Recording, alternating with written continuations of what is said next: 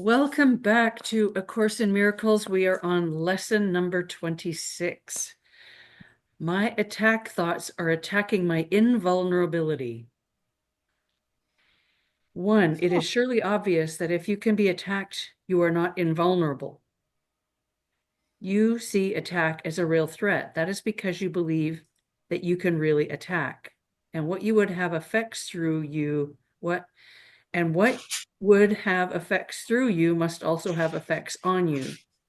It is this law that will ultimately save you, but you are misusing it now. You must therefore learn how it can be used for your own best interests rather than against them. Number 2, because your attack thoughts will be projected, you will fear attack. And if you fear attack, you must believe that you are not invulnerable. Attack thoughts therefore make you vulnerable in your own mind, which is where the attack thoughts are. Attack thoughts and invulnerability cannot be accepted together. They contradict each other. The idea for today introduces the thought that you always attack yourself first. If attack thoughts must entail the belief that you are vulnerable, their effect is to weaken you in your own eyes. Thus, they have attacked your perception of yourself, and because you believe in them, you can no longer believe in yourself. A false image of yourself has come to take the place of what you are. 4, practice with today's idea will help you understand that vulnerability or invulnerability is the result of your own thoughts. Nothing except your thoughts can attack you. Nothing except your thoughts can make you think you are vulnerable. And nothing except your thoughts can prove to you this is not so. Number 5, 6 practice periods are required in applying today's idea. A full 2 minutes should be attempted for each of them, although the time may be reduced to a minute if the discomfort is too great. Do not reduce it further. The practice period should begin with repeating the idea for today, then closing your eyes and reviewing the unresolved questions whose outcomes are causing you concern. The concern may take the form of depression, worry, anger, a sense of imposition, fear, foreboding, or preoccupation. Any problem as yet unsettled that tends to recur in your thoughts during the day is a suitable subject. You will not be able to use very many for any one practice. You will not be able to use very many for any one practice period because a longer time than usual should be spent with each one. Today's idea should be applied as follows. 7. Oh no, yeah. Yep, you're right. Name the situation. I am concerned about blank. Then go over every possible outcome that has occurred to you in connection then go over every possible outcome that has occurred to you in that connection and which has caused you concern, referring to each one quite specifically. Pardon me, saying, I am afraid blank will happen. If you are doing the exercises properly, you should have some 5 or 6 distressing possibilities available for each situation you use, and quite possibly more. It is much more helpful to cover a few situations thoroughly than to touch on a large number. As the list of anticipated outcomes for each situation continues, you will probably find some of them, especially those that occur to you towards the end, less acceptable to you. Try, however, to treat them all alike to whatever extent you can. After you have named each outcome of which you are afraid, tell yourself, that thought is an attack upon myself. Conclude each practice period by repeating today's idea to yourself once more. My attack thoughts are attacking my invulnerability.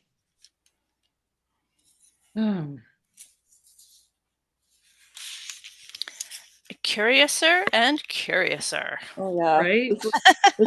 this is really dynamite stuff here. This is getting serious.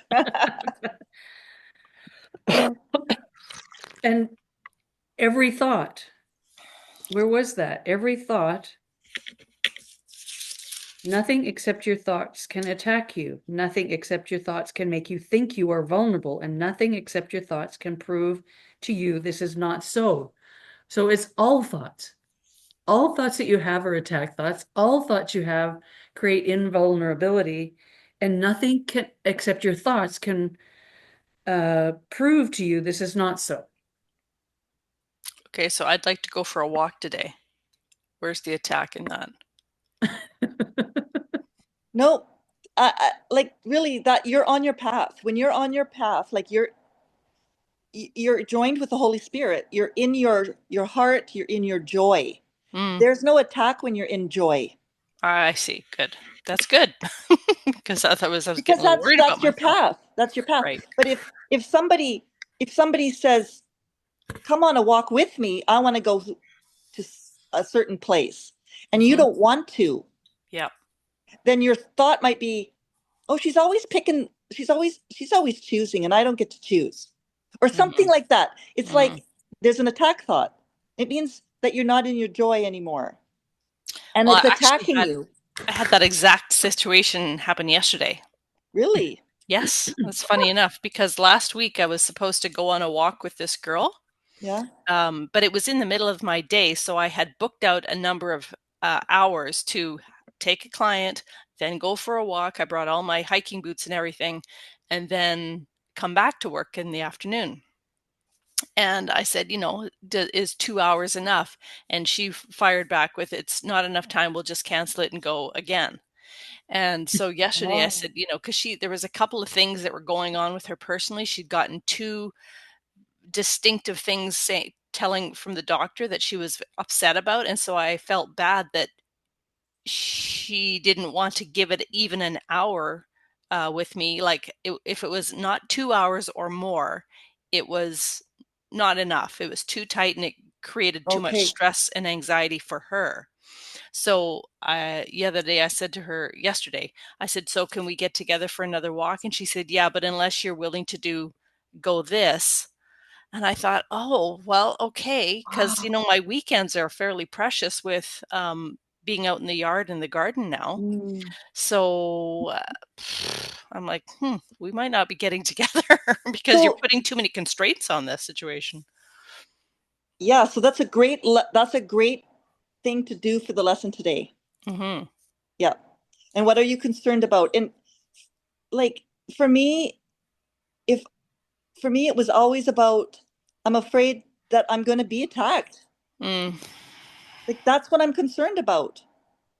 My concern is that I'm not this Oh, is a new relationship and I'm kind of gravitating towards her because I feel she needs somebody. She doesn't have anybody. She's alone, she's single, she's scared, she wants to retire, but that doesn't look like it's anywhere in sight. And so, okay. she's got obviously now some health issues that are coming on because she's manifesting an awful lot of fear and anger. She's very angry still with COVID and all this stuff.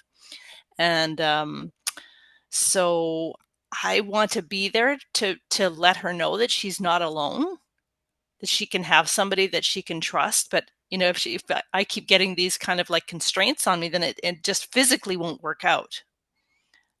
Right, because you're going to stick with your joy. Like you're going to stay in your alignment with, you know what I mean? Yeah.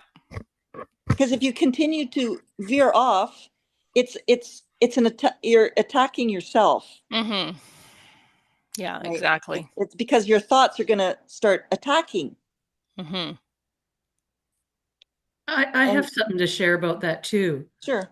Um, I have found in my experience that when we feel sorry for somebody, Hmm. it's never in our best interest. Hmm. That's right. We get used, we,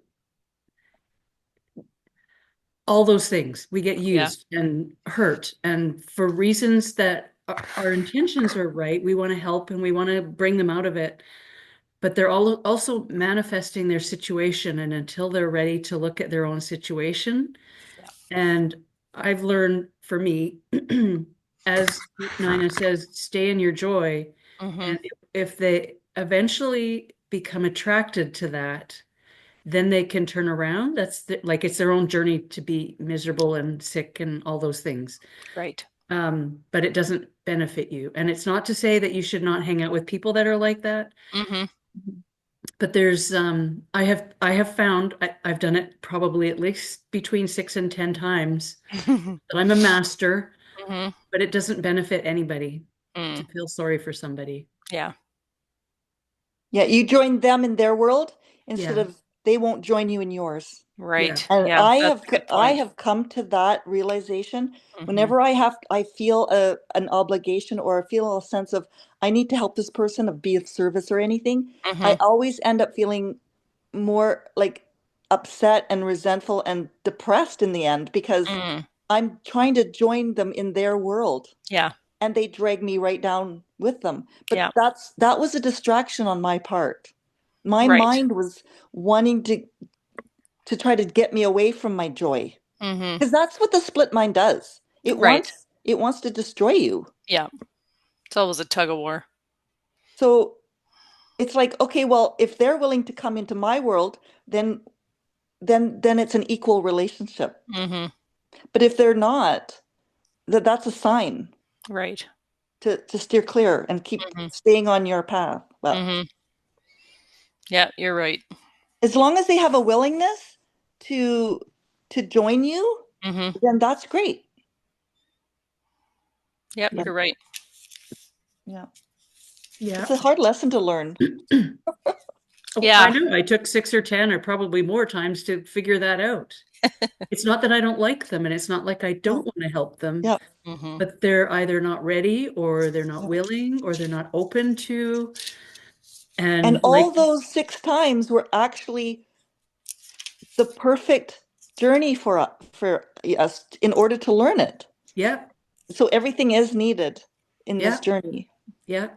I don't regret it at all. Right. My dad always said I learned the hard way. Oh, Right. Michael Murdad, the spiritual teacher, says you can learn things the easy way or the hard way. I appear Mm-hmm. to like the hard way. and I think if we have a self-concept of ourselves of being a helpful person, like we will tend to do it the hard way because we think, well, we got to help everybody. Yeah, And Yeah. they just they haven't decided that they want to actually be happy. They want to stay in their attack thoughts. Yeah. They like them. It's They get familiar. yeah, and it gives them something.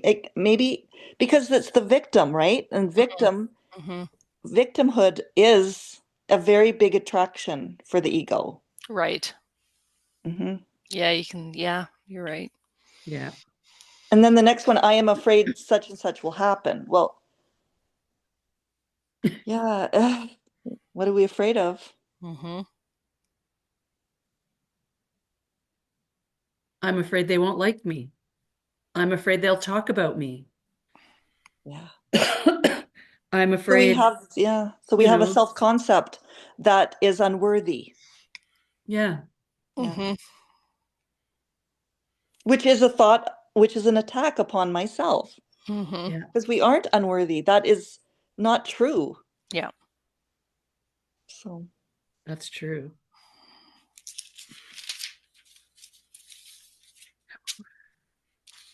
So I'm just yeah, gonna, I had some attack thoughts coming at me from outside, from other people. Mm-hmm. And I literally, when I read them in the text, it literally gave me like a stab in the heart. Right. And oh I, gosh, but it's, but if if I hold any untrue thoughts about myself, Mm-hmm. it will feel like a knife because I'll Right. believe their thoughts. Yeah. I'll believe that they're true, right? Mm-hmm. And then I'll feel bad. I'll feel really horrible Yeah. because I'll feel attacked. But nothing except your thoughts can attack you. yes, Yeah. yes, and It's true. nothing except your thoughts can prove that this is not so. Yeah, where's that one about um you yeah, I can't remember where it was. It could be number Like one you or two. yeah. Yeah, this is It is this law that will ultimately save you, but you are misusing it now. In number one, the belief that you can be attacked. Right. And what would have effects through you must also have effects on you. So if you have ever been attacked, it's because you're not you, but the mind has had attack thoughts and you believed them Mm-hmm. Mm-hmm. within you. So then if other people are having attack thoughts, you believe they're on you too. It's like Right. everything's happening to you. But it's because we believe them. And it says it is this law that will ultimately save you. If you that yeah, it's a beautiful, it's the true escape from attack thoughts. Mm-hmm. Yeah. You see attack as a real threat. That is because you believe that you can really attack. And what would have effects through you must also have effects on you.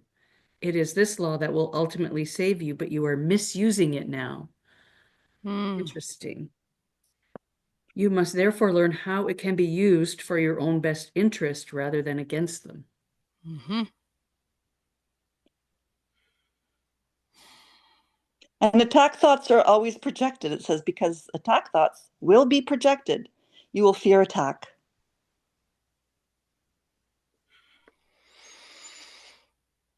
Yeah. And if you fear attack, you must believe that you are not invulnerable. Right. We are unshakable in our true nature.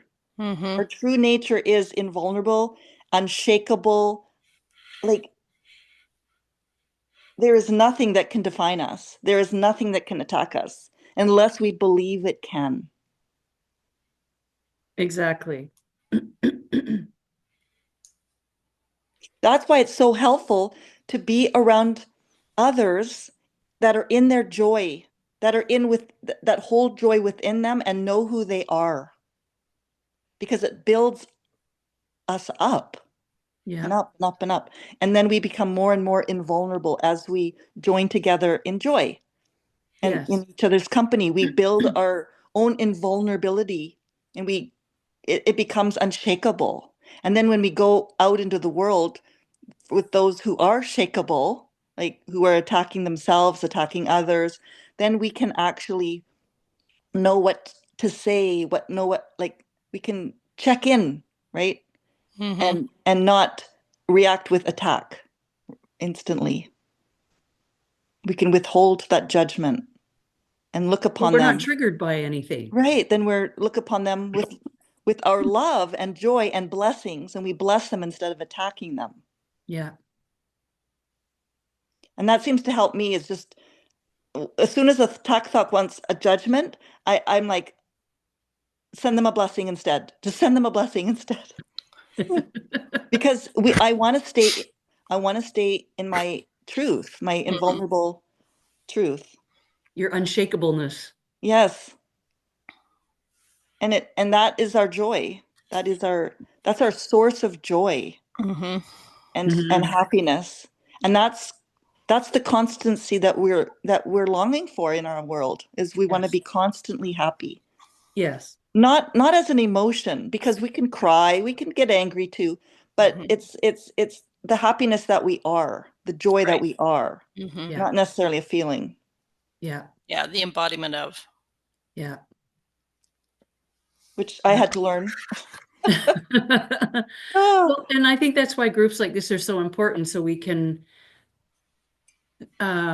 stay in our joy Mm-hmm. and share the hard things. Like I'm sure Kelly didn't like hearing that it's not beneficial to anybody to help victims or Well, people. no, but you know what? It was because I've been struggling with this for a little while now, thinking I need to be some kind of a better friend. But And at oh, this, no, but true. you at the don't. You are a because we've good actually friend never gotten already. together, right? We've not gotten together. She was a client of mine. Well, she still is a client of mine, but only through COVID did we realize that we had the same belief system and in alignment. But I'm going through it with a partner, which is very different than not. and she's got a sick mom, and I just, all these things are just, I can see it weighing her down, and she's just stuck in the middle of her own cyclone. And so I wanted to offer out like a bit of a life raft, but at the same time, um, then it puts pressure on me to do exactly that, to be there for her. Do you But feel like you need to fix her? Or I do you realize feel she like you need needs to to, change? well, I realize basically I just want to be there for a little support, right? If she needs, because sometimes just talking to somebody, and she Mhm. doesn't have any coworkers that are aligned. And, so she's basically in her own head all the time. She can't really share any of her thoughts. And sometimes it's good just to be able to have a cup of coffee and let somebody rant because they just need to get it out. So I kind of wanted to be that for her. Mhm. But there's just so much constraint to her time, and I can be more flexible, but at the same time, um, At what cost? Yeah. yeah, yeah. So, if it works out, then she can reach out to me again. And yeah, because she, for all intents and purposes, told me that she doesn't do coffee. Like, because I said, could we just grab a coffee for an hour? And she goes, no, because she's so wound up like a thoroughbred horse that she needs that opportunity to go work it out physically, either go to the gym every morning for a couple of hours or hike at Knox Mountain or something rough, because otherwise I think she'll just come apart at the seams if she's not getting that stress out. And I don't want to go for a 2-hour hike. That feels like an No. attack to me. No, yeah, you have to really know exactly what's your joy and what activities will bring you joy. Yeah. Right. Yeah. Yeah. And Yeah. it seems very uh like a pat answer, but she chose this life. Yeah. She Yeah. chose this journey for whatever Hmm. reason. And it's really up to her to either sink or swim. And Yes. it sounds super hard. Yeah. Yes, we want to fix people, but they also have to have like an openness to being saved. Hmm. Yeah, that's so Yeah, just true. to unload and then that's it. Like there's no other direction. She Hmm. needs direction. Yeah. Maybe offer her the Course in Miracles because that's a really great place to start. I mean, it's a little bit heady though, intellectual. Yeah, I don't think she'd had the bandwidth for it right now, but I No. was just thinking about Greg Braden's book, The Lost Mode of Prayer, or Pure Human, or something like that, something that's Yeah. a little bit inspiring. Um, but I was Yes. taking part of my homeopathy course that I take on Thursdays is every once in a while they'll throw in a webinar. And last night I was on another one called Emotional First Aid. And, we're going through these different descriptions of people and where some of these homeopathic remedies would be really suitable. And I thought, oh, this is for this person, and this is for this person, and then this is for this Uh, person. Here, just put a little pellet under your tongue. You'll be fine. Ah, yeah. Yeah. So, yeah, my attack thoughts are attacking my invulnerability. And it's a generous quality, Kelly, to want to help your fellow man. I think that's Mm, beautiful. Mhm. Mhm. It's a beautiful quality. But not at the expense of your joy, in which you become vulnerable. mm, And then you start right. believing the thoughts that they're believing Hmm. are true. And Yeah. then you've just in a spiral down. Like, Hmm. so yeah, like it depends on the situation and where you're at and how you're feeling. And yeah, Right. it's your I own feel choice. solid, but I see spin out of everywhere, right? And I just know how 5 years ago, when we all thought we didn't have anybody that felt like us, that it was good for us to find community. Hmm. Yes, And it yes. kind of uh, it created this invulnerability, right? We It felt did. It did. stronger because of it. Yeah. So Absolutely. yeah, yeah, Yes. Community is helpful and yeah. yeah. Yeah. Community is definitely helpful. Okay. Well, I'm going to end the recording here. Thanks for joining us.